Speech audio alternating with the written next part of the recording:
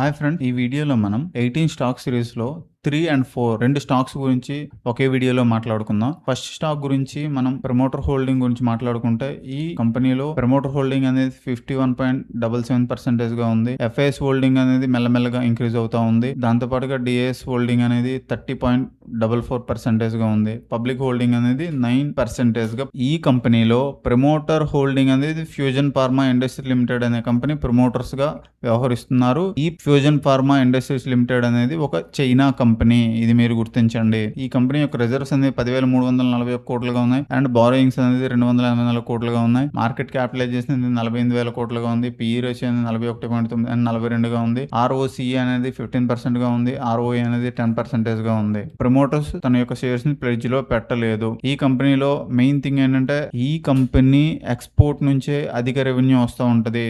92% near export నుంచే ఈ కంపెనీకి రెవెన్యూ వస్తూ ఉంటుంది. The company is one of the largest and fastest growing injectable focused company. అంటే మీరు ఒకసారి జనరిక్ ఇంజెక్టబుల్స్ అంటే ఏంటి అని ఒకసారి గూగుల్లో కొట్టండి, అప్పుడు మీకు అర్థమవుతుంది ఈ కంపెనీ ఎటువంటి ప్రొడక్ట్స్ తయారు చేస్తూ ఉంటది అన్నది. అండ్ దాంతో పాటుగా ఈ సెగ్మెంట్ లో ఈ కంపెనీకి ఉన్నటువంటి కాంపిటేటర్స్ ఎవరంటే రెడ్డీస్ ల్యాబొరేటరీస్, సన్ ఫార్మా, సిప్లా, జైడస్ లైఫ్ సైన్సెస్, అరవిందో ఫార్మా వంటివి ఈ కంపెనీకి ఈ సెగ్మెంట్ లో కాంపిటేటర్స్ గా ఉన్నారు. అండ్ ఈ కంపెనీకి CDMO సెగ్మెంట్ లో 50% రెవెన్యూ వస్తూ ఉంటుంది. ఈ సెగ్మెంట్ లో ఇండియాలో ఈ కంపెనీకి ఉన్నటువంటి కాంపిటర్స్ ఎవరంటే Divi's laboratories, Piramal pharma, Anthem biosciences, సిల్ఫా మెడికేర్ వంటి కంపెనీలు ఈ సెగ్మెంట్ లో CDMO సెగ్మెంట్ లో ఈ కంపెనీకి కాంపిటేటర్స్ గా ఉన్నారు. కాంప్లెక్స్ బయోలాజికల్ ఇంజెక్టబుల్స్ కూడా అభివృద్ధి చేసే దశలో ఉంది. ఈ సెగ్మెంట్ లో ఈ కంపెనీకి కాంపిటేటర్స్ ఎవరంటే బయోకాన్ అండ్ రెడ్డీస్ ల్యాబొరేటరీస్ అండ్ గ్లెన్మార్క్ అనేవి కాంపిటేటర్స్ గా ఉన్నారు. అండ్ మెయిన్ థింగ్ ఏంటంటే ఈ కంపెనీ అనేది తన యొక్క రెవెన్యూలో 92% అబౌవ్ రెవెన్యూ అనేది అవుట్ ఆఫ్ ద ఇండియా నుంచే వస్తూ ఉంటది. అండ్ ఏ కంట్రీస్ నుంచి ఎంతెంత పర్సెంట్ రెవెన్యూ వస్తుంది అనేది ఇప్పుడు తెలుసుకుందాం. యునైటెడ్ స్టేట్స్ నుంచి 54% రెవెన్యూ వస్తూ ఉంటది. అండ్ ఈ కంపెనీకి యూరోప్ నుంచి 22% రెవెన్యూ వస్తూ ఉంటది. Rest of the world 17% revenue వస్తూ ఉంటది. దాంతో పాటుగా ఇండియా నుంచి 4 to 5% రెవెన్యూ వస్తూ ఉంటది. అండ్ కెనడా, ఆస్ట్రేలియా, న్యూజిలాండ్ నుంచి ఒక 3% రెవెన్యూ వస్తూ ఉంటది. ఈ కంపెనీ యొక్క స్ట్రెంత్ లో వచ్చేటప్పటికి ఇది ఒక B2B కంపెనీ, అంటే కంపెనీస్ కి ప్రొడక్ట్ అందిస్తూ ఉంటది. అంటే ట్రస్టెడ్ కంపెనీస్ ఉంటారు.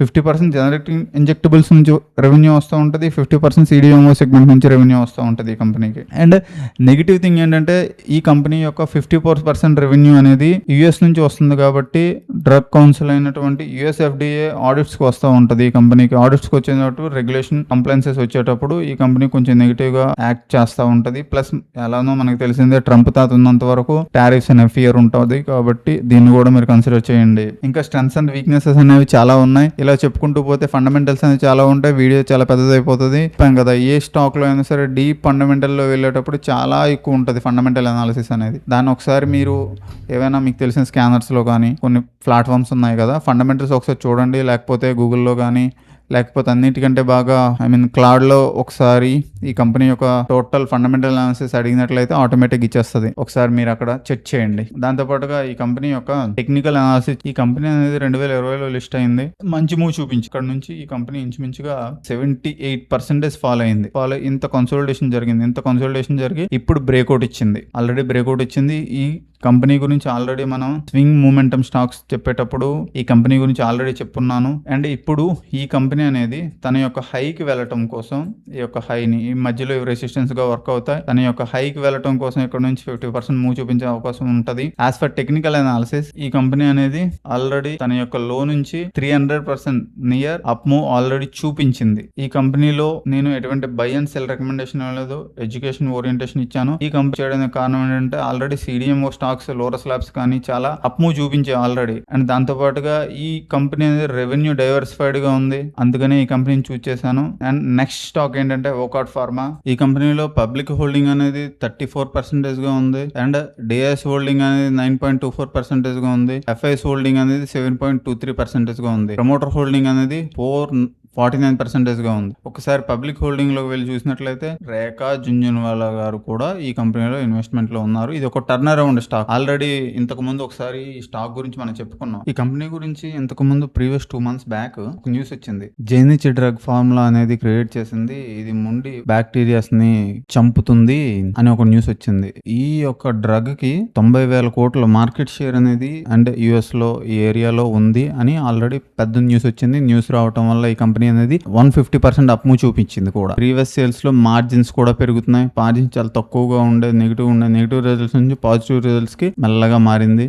జూన్ రిజల్ట్స్ కూడా బాగానే వచ్చాయి, స్టేబుల్ రిజల్ట్స్ వచ్చాయి. ఈ కంపెనీ యొక్క మార్కెట్ క్యాపిటల్ అనేది 30,000 కోట్లుగా ఉంది. ఈ స్టాక్ పెరగడం వల్ల PE రేషియో 77% గా పెరిగిపోయింది అండ్ ROC అనేది 7.5% గా ఉంది, ROE అనేది 6% గా ఉంది.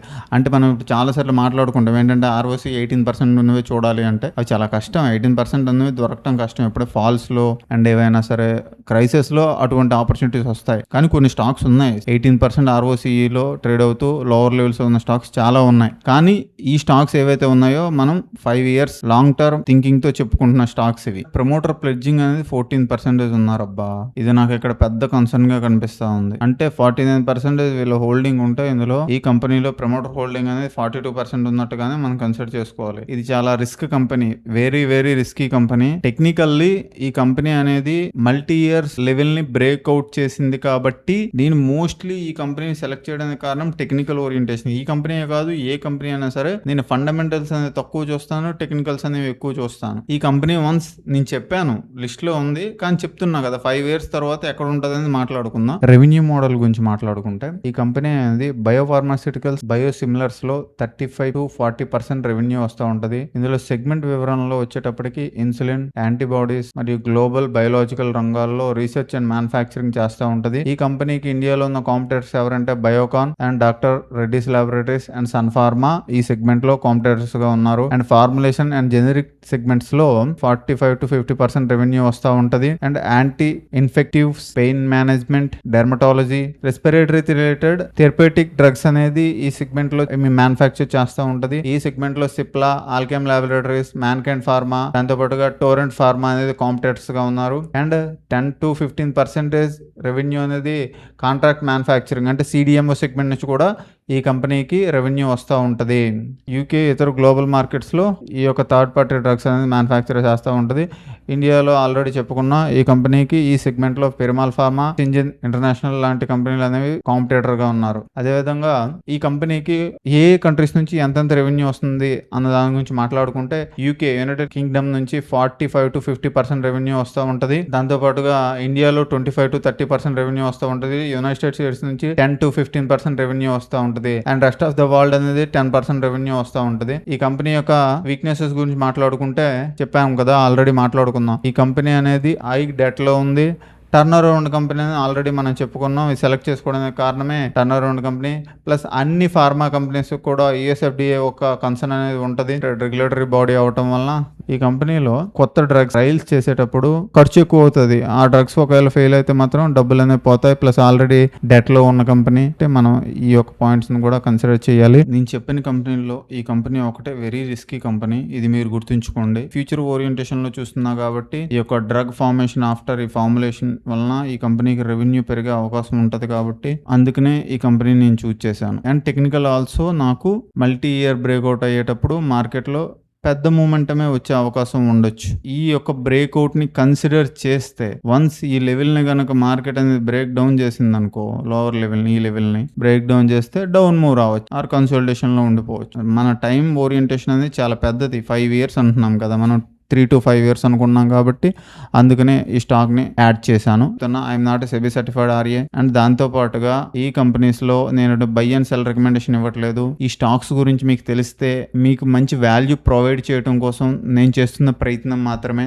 నేను చెప్పిన దాన్ని మీరు జస్ట్ ఒక ఎడ్యుకేషన్ పర్పస్ గానే తీసుకోండి. బై అండ్ సెల్ రికమెండేషన్ గా ఎట్టి పరిస్థితుల్లో తీసుకోవద్దు. ఇన్వెస్ట్మెంట్ రికమెండేషన్ గా అసలే తీసుకోవద్దు. కానీ ఈ స్టాక్స్ గురించి మనం మాట్లాడుకుందాం. ఇప్పుడు ఆఫ్టర్ 3 years ఎంత పెరుగుతాయో చూద్దాం. అప్పుడు ఆఫ్టర్ 3 years ఇంతకుముందు మనం చెప్పుకున్న స్టాక్స్ ఎన్ని పెరిగాయి, ఎన్ని పోయాయి ఆ పోయిన దాంట్లో ఈ స్టాక్ ఉండొచ్చేమో అలా అనుకొని మీరు ఆలోచించండి. నేను చెప్పింది నమ్మమని అయితే నేను ఎట్టి పరిస్థితుల్లో చెప్పను. నేనే కాదు, ఎవరు చెప్పింది నమ్మొద్దు. మీరు తెలుసుకోండి. ఎందుకంటే మీరు కష్టపడి సంపాదించిన మనీ కాబట్టి మీ ఫైనాన్షియల్ అడ్వైజర్ సలహా తీసుకొని ఒక మంచి నిర్ణయం తీసుకోండి. ఇన్ఫర్మేషన్ వాల్యుబుల్ గా అనిపించినట్టయితే లైక్ చేయండి, కామెంట్ చేయండి అండ్ షేర్ చేయండి. సబ్స్క్రైబ్